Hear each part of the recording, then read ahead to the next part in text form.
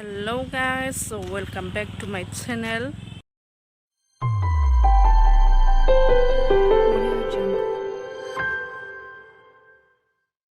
बे अमाया खिन्थु आलदा जायगानिसो दे आंखौ खोन्थानो थांला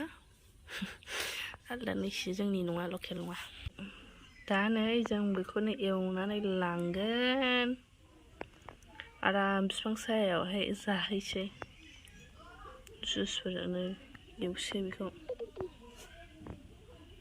ओमफ्राय नै जों फैलायबाय मोनसे जायगायाव सान्दुं ओमफ्राय गरम बेसेबांथो न'आव थाबाय थानो ना ओमफ्राय नै जों अफाय फैदों ना हरलाय सफैबाय जोंहा दा जों नैथिं थांगोन आरो नैथिं थांगोरगोन माखासे फैयाखै होनो बेयो फैबाय आरो नै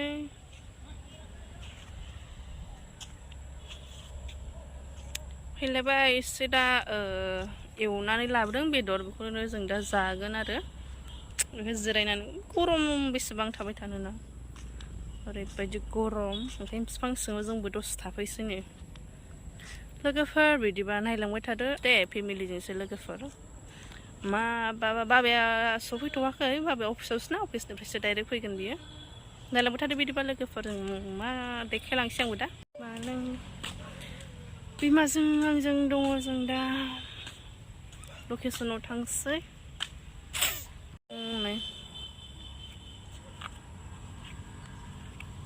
थान्दा मोनफैलायदों बिथिं जाजोबाखै आरोना बानायनाया नै सोलिगासिनो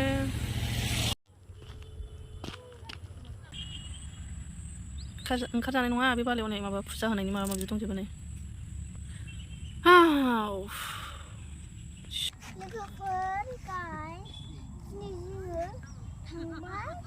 फैबायसो दा फैबाय गौरां बिलियावलाय नै गौरां बिलिया जोंना बिसोना नै गौरां बिलि ओमफ्राय नोङो आखायाव मा लादों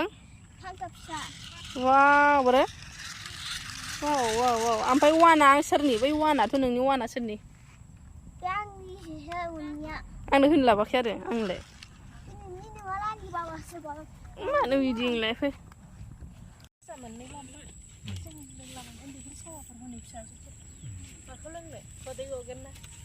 माखौ नायनो अ ओमफ्राय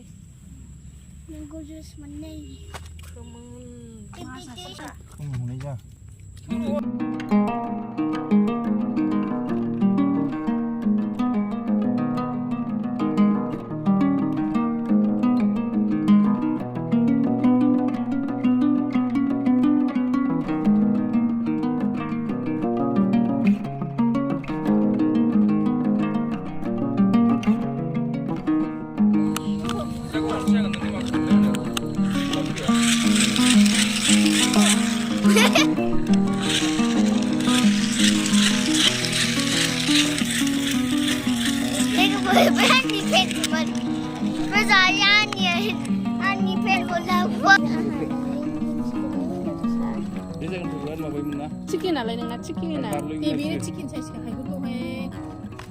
हायलाहाय रानि हायखौ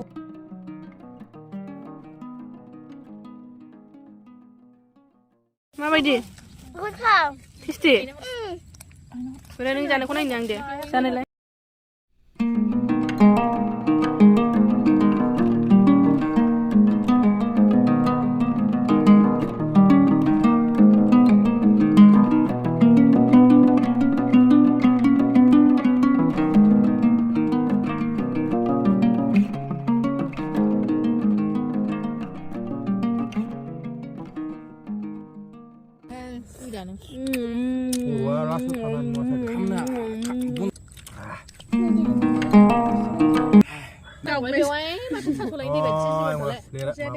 बथलजों लोंनो हायो मा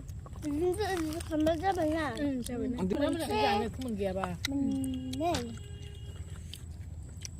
उरि गालायनो माबा बनजिलो ओलाय बोरि गादा गवारांजों सैमाजोंनो बोरि गाद